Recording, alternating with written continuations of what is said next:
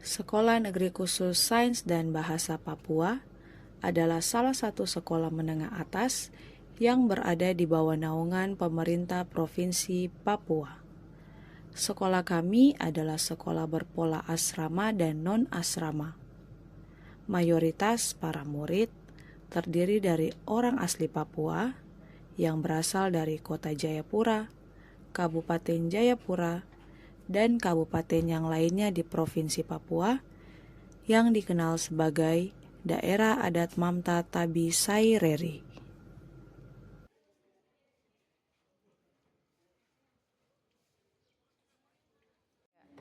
Di era digital yang terus berkembang, kecerdasan artifisial menjadi bagian dari kehidupan belajar siswa.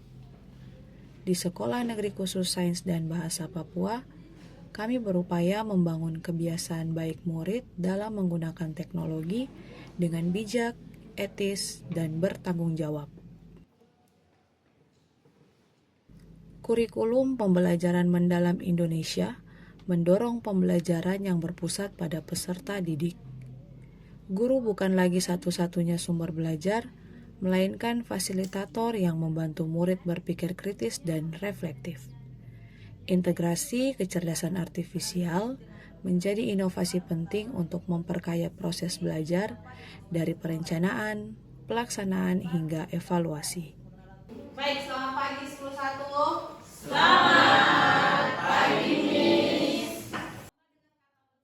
Saat awal tahun pelajaran, sebagian murid sudah mengenal aplikasi berbasis kecerdasan artifisial seperti ChatGPT atau Gemini.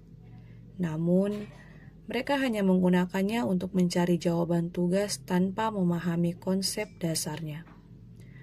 Banyak murid lain bahkan belum terbiasa menggunakan perangkat digital karena latar belakang daerah yang minim akses teknologi. Dari sinilah pembiasaan penggunaan kecerdasan artifisial dimulai, perlahan, bertahap, dan penuh bimbingan.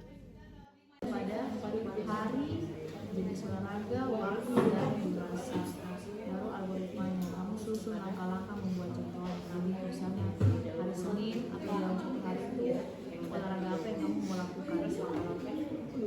Kemudian contoh kalau misalnya olahraga larinya itu di mana, kemudian waktu.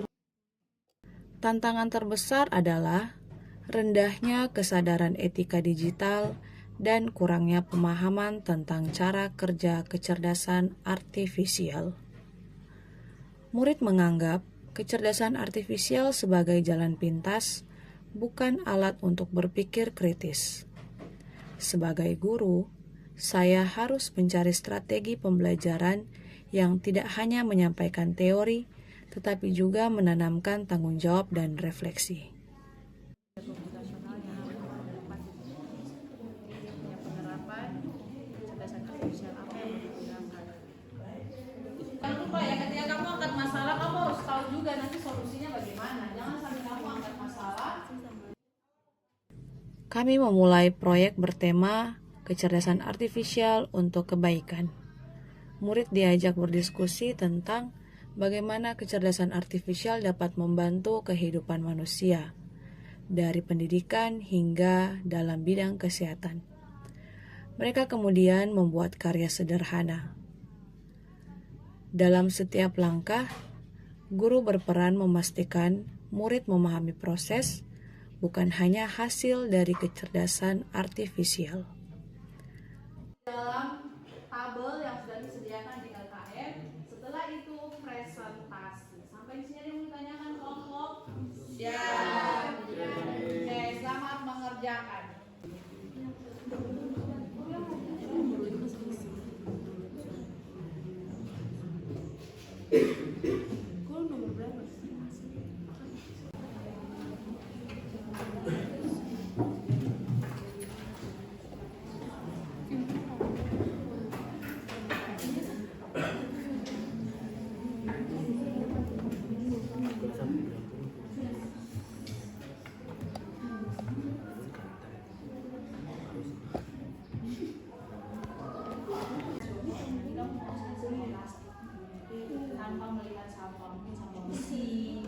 Melalui pembiasaan refleksi mingguan, murid belajar menilai kembali tindakannya, apa yang sudah baik, dan apa yang perlu diperbaiki.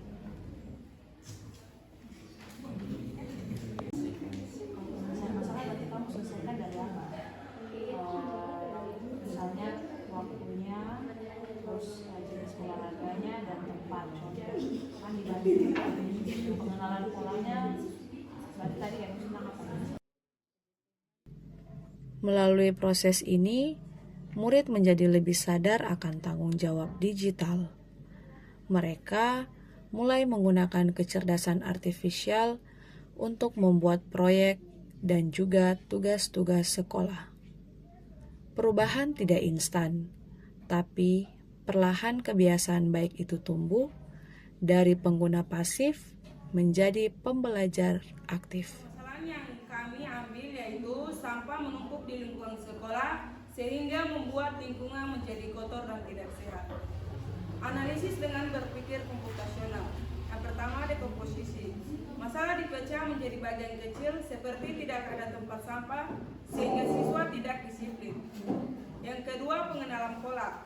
Setiap hari sampah paling banyak ditemukan di area kantin dan halaman sekolah.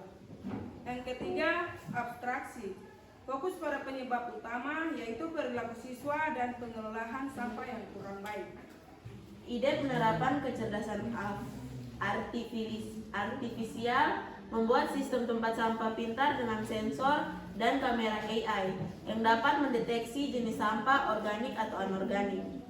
Diagram alur penyelesaian menyediakan tempat sampah berpisah, membuat jadwal pikir kebersihan.